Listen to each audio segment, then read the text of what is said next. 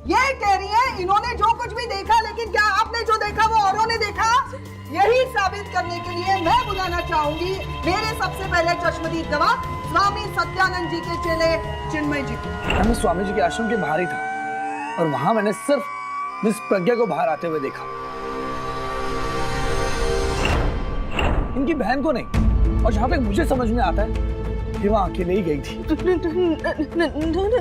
अरे चिन्मय जी, आपसे पूछना चाहता हूँ, ये बात आप इतने विश्वास के साथ कैसे कह रहे हैं? क्योंकि सर मैं पूरे समय वहीं पर था, ठीक स्वामी जी के दरवाजे से 20 कदम की दूरी पर। अच्छा, स्वामी जी के द्वार से 20 कदम की दूरी पर। अरे मिस कोठारे, आपकी कुर्सी तो 4 कदम की दूरी पर है, आप बिराजिए ना, क्यों कष्ट कर रही हैं? हाँ तो कहाँ थे आप?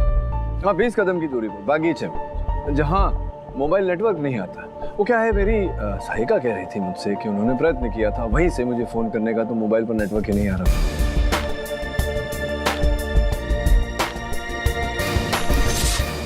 सर वो क्या है कि हमारे स्वामी जी ने उस ध्यान केंद्र को मोबाइल फ्री किया हुआ है, इसलिए वहाँ नेटवर्क नहीं आता है। वाह क्या बात है, क्या बात है। तो आपका जो मोबाइल फोन है वो तो बहुत ही अनूठा और अनोखा होगा, क्योंकि आपके मोबाइल फोन में नेटवर्क आता है वहां जहां किसी के मोबाइल फोन पर नेटवर्क नहीं आता।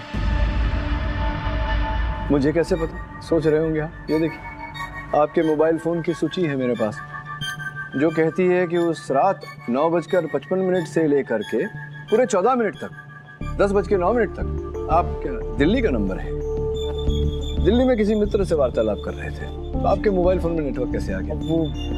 वो एक्चुअली मैं उस दौरान बगीचे के दूसरे कोने में जाकर बात कर रहा था। नहीं, दूसरी तरफ मतलब कहाँ?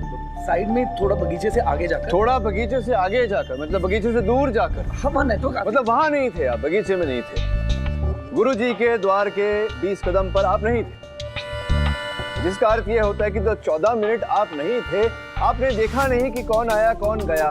संभव है कि इस समय में रीचा अंदर गई हो और आपके लौटने से पहले ही वो वहां से बाहर निकल गई हो। संभव है या नहीं? संभव है या नहीं? हो सकता है। हो सकता है। और क्षमा चाहता हूं, आपसे ऊंचे स्वर में बात किया। मिस्टर केडी पाठक को और सबूत चाहिए ये जानने के लिए कि प्रज्ञा अकेली गई थी या नहीं। तो आपको नाराज नहीं करेंगे मिस्टर पाठक, मैं सबूत देती हूं आपको। योर ऑनर, मेरे पास एक और अहम गवाह है जो ये बात साबित कर सकता है कि प्रज्ञा वहां पर अकेली थी। बुलाना चाहूंगी, इजाजत चाहिए। इजाजत है। योर ऑनर, ये रामाधीर यादव हैं और ये रिक्शा चलाते हैं। इन्होंने ही इन दोनों बहनों को उस रात आश्रम छोड़ा था अपनी रिक्शा में। आप पहचानती है इन्हें? गौर से देखिए।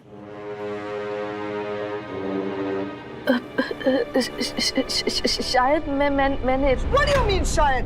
मैं क्या पागल हूँ जो ये कह रही हूँ? ये रिक्शा वाला जो आपको लेकर गया था, मैंने इससे पूछा आपसे पहचानती है या नहीं? उतना जवाब दीजिए। I object, Your Honor. Prosecution is badgering my witness. Objection overruled. Madam ji, हमको अच्छी तरह याद है, उस रात ये मैडम ने हमारा रिक्शा मलार देवरसाई नगर से पकड़ा था। उसके बाद ये स्वामी सत्यानंद के आश्रम में चली गई। 135 रुपया भाड़ा बना था और 1000 रुपया का नोट दिया था हमको। रामाधीर, तुम्हारी याददाश्त तो बहुत अच्छी है। चलिए, अब इसी अच्छी याददाश्त के सहारे आप मुझे बताइए कि ये मैडम जो है, ये सामने खड़ी है, इनका नाम है प्रज्ञा, जो आपकी रिक्शा में बैठी थी, उस रात इनके साथ रिक्शा में और कौन था? कोई नहीं था। रामाधीर, ऐसे बिना सोचे समझे मत बोलो, ध्यान से देखो। मैडम ये अकेली थी, कोई भी नहीं था। No no no no no no sir, ये झूठ बोल रहे। ये किसके साथ मिला? मैं अकेली नहीं थी, दीदी थी मेरे साथ। मैं सच बोल रही हूँ। झूठ हम नहीं, झूठ आप बोल रही हैं मैडम। मैडम ये बिल्कुल अकेली थी और रास्ते भर मन ही मन में अपने आप से पता नहीं कुछ भी बतियाती जा रही थी।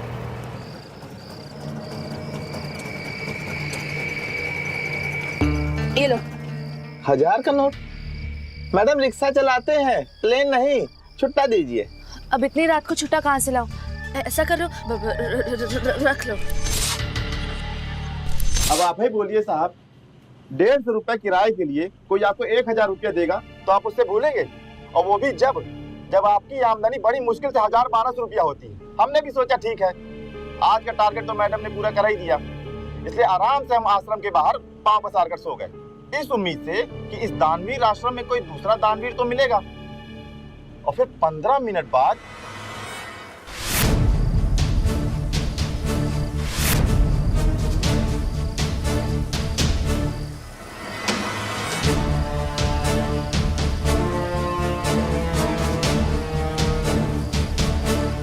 मैडम, खून खून खून। फिर हम भी घबरा गए। हम तो वहां तक तुरंत सड़क लिए, लेकिन आपसे फिर कहेंगे। उस रात ये बिल्कुल अकेली थी, इनके साथ में कोई नहीं था। नो सर, मैं अकेले नहीं थी, रिचा दीदी भी थी, मैं अकेले नहीं थी सर। एक मिनट। ये आप स्वयं अपनी मर्जी से यहाँ आए हैं कथन देने या किसी के कहने पर यहाँ? जी, जो वहाँ बैठे हैं ना वो चिन्मय जी। हाँ जी, उन्होंने हमारे रिक्शा का नंबर नोट कर लिया और उन्होंने ही हमें ढूंढा और फिर बोले अदालत में जाके गवाही देने को। क्या हुआ मिस्टर पाठक, आपका पूरा केस तो एक ही खंबे पर खड़ा था कि स्वामी सत्यानंद जी को प्रज्ञा ने नहीं, उसकी बहन ऋचा ने मारा था। अब तो साबित हो गया ना योर ऑनर कि कोई बहन है ही नहीं, there is no sister. Mister Pathak ji your honour, 2 चश्मदीद गवाहों के बयान के मुताबिक उस रात आपकी क्लाइंट वहां अकेली गई थी। क्या आप चाहते हैं कि अदालत उनकी गवाही को झुठला के आपके क्लाइंट की बात माने, या तो आप अपनी बात साबित करने के लिए कोई ठोस सबूत पेश कीजिए या फिर फैसले का इंतजार कीजिए। तब तक के लिए यह अदालत मुलतवी की जाती है। सर ये सब उस चिन्मय का ही खेल है, उसी ने रिक्शा वाले को अपना बयान बदलने के लिए कहा होगा। 1 नंबर का कमीना है सर, आप उसे जानते नहीं हैं। अगर मेरे बस में होता ना तो मैं उसका हलक में हाथ डाल के उसकी जान ले। प्रतीक, it's a little expensive if you don't mind.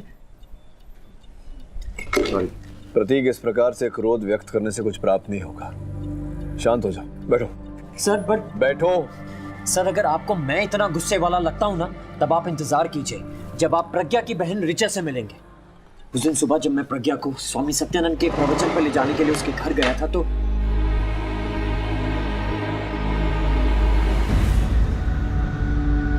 प्रज्ञा, तुझे बिल्कुल अकल नहीं है, तू हर किसी पर बिलीव कर लेती है। दुनियादारी क्या होती है तुझे मैं कैसे समझाऊं? अरे सुन तो मेरी बात। क्या हो रहा है? उस बाबा के पता नहीं, मैं तो किचन में काम कर रही थी, अचानक इतनी आवाजें आने लगी। मैं नहा के निकली तो बाप रे इतनी आवाजें। ऐसी बात नहीं, मैं कुछ गलत नहीं कर रही। चुप, एकदम चुप, डफर कहीं की। वो भेड़िया तेरा फायदा उठा रहा है और तुझे मजा आ रहा है। नहीं दीदी, ऐसी बात नहीं है। वो चुप, नहीं सुनेगी तू। मैं तेरी बड़ी बहन हूँ, तुझे समझ नहीं आ रहा, एक लपड़ मारूंगी। सर ऋचा 1 नंबर की साइको है, वो कुछ भी कर सकती है। नहीं, एक बात समझाओ। जहाँ तक मेरी जानकारी है, ऋचा कभी स्वामी सत्यानंद जी से मिली ही नहीं, दोनों की भेंट कभी हुई नहीं। फिर दोनों के बीच कैसा क्लेश? सर एक्चुअली अगर ये ऋचा मिल जाए ना एक बार, ये पूरा केस सुलझ जाएगा।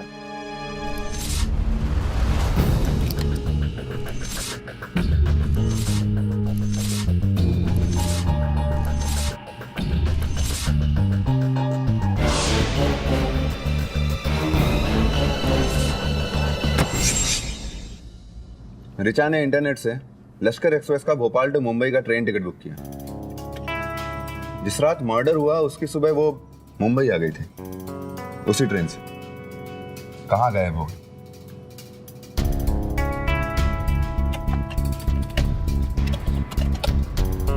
फेसबुक, सोशल मीडिया सब बंद। घर उसी कोई दोस्त, कोई फैमिली में तो 2 ही बहनें थी, लेकिन यहाँ से 50 किलोमीटर दूर रायसेन में उसकी एक सहेली का पता मिला है। रायसेन? सर पिछले 1 साल से मेरा क्या, हमारे किसी भी दोस्त के साथ ऋचा का कोई कांटेक्ट नहीं है। 1 साल बहुत लंबा समय होता है। कहाँ है वो? जी अपनी लाइफ से परेशान होकर उसने बुद्धिज्म अपना लिया था और नया नाम और नया धर्म लेकर वो नेपाल चली गई नई लाइफ की शुरुआत करने। उसके बाद से उसका कोई कांटेक्ट नहीं है किसी से। नेपाल में कहाँ है वो? कोई आइडिया, कोई कांटेक्ट? उसकी एक लैंड लेडी थी, मिसेस वानचुक, उसका कांटेक्ट है मेरे पास।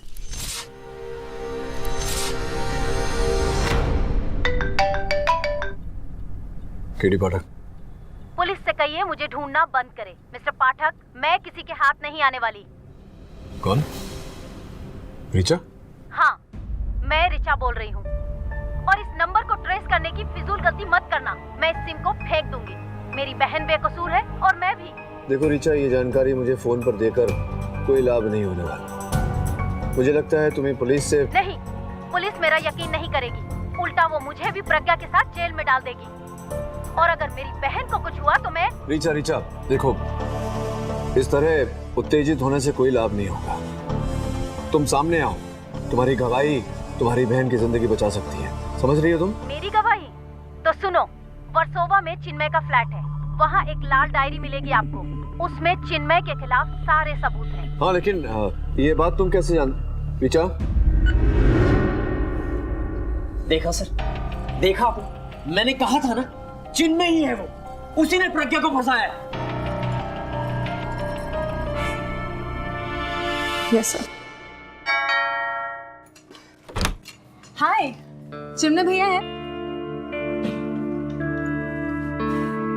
बहुत गर्मी है, थोड़ा पानी दे देगी प्लीज? वो तो बाहर है, लेकिन मैडम आप कौन? तूने पहचाना नहीं मुझे? रमोना, आगरा की कजिन उनकी। अच्छा छोड़, जाने दे, थोड़ा पानी दे दे प्लीज। जी।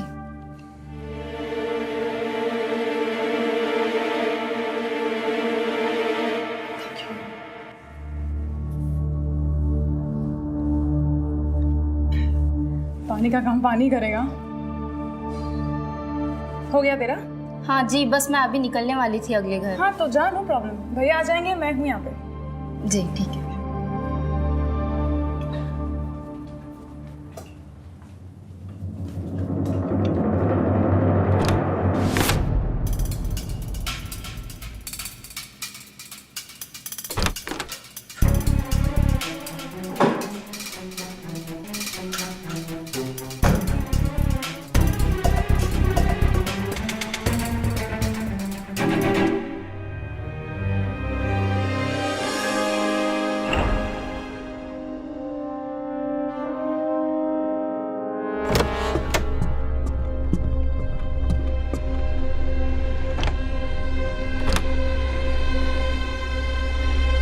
हाँ, चाबी मिल गई ना तुम्हें?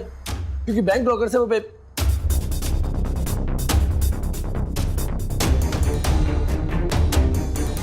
तुमसे बाद में बात करता हूँ।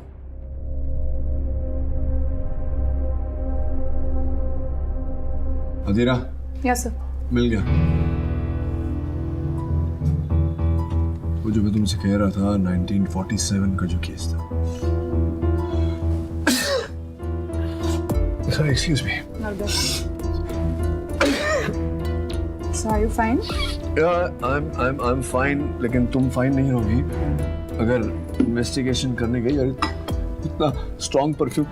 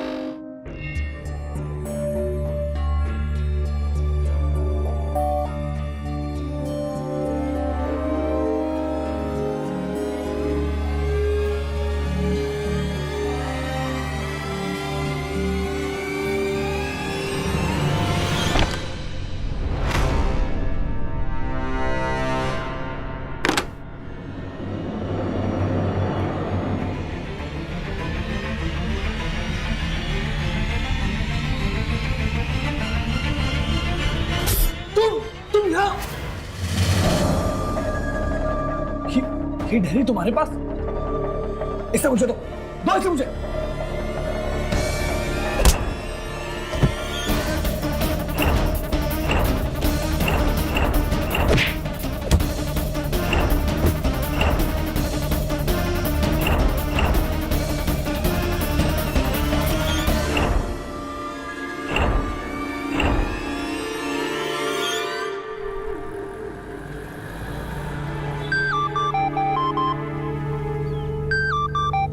हेलो, मिसेस वांगचुक, बोल रही हूँ। Inspector Rathore, Mumbai crime branch. आपके घर में रिचा नाम की लड़की रहती है जिसने अपना नाम बदल के जयंता कर लिया है। जयंता? हाँ हाँ, वो मेरे साथ ही रहती थी। Very nice girl. अभी कहाँ है वो? पिछले कुछ दिनों में उसने कांटेक्ट किया है आपसे?